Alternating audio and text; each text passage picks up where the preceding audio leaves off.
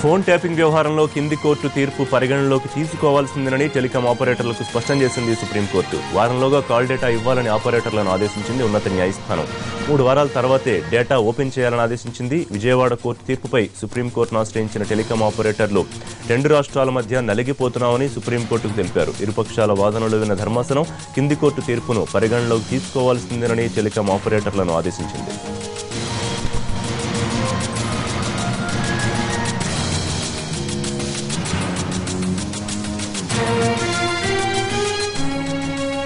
Phone tapping వ్యవహారంలో కింది court తీర్పు పరిగణనలోకి తీసుకోవాల్సిందేనని టెలికాం ఆపరేటర్లకు స్పష్టం చేసింది సుప్రీంకోర్టు.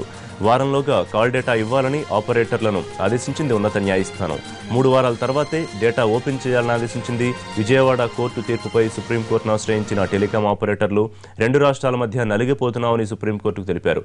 ఇరుపక్షాల వాదనలు ఉన్న ధర్మాసనం కింది కోర్టు తీర్పును పరిగణనలోకి తీసుకోవాల్సిందేనని టెలికాం ఆపరేటర్లను ఆదేశించింది.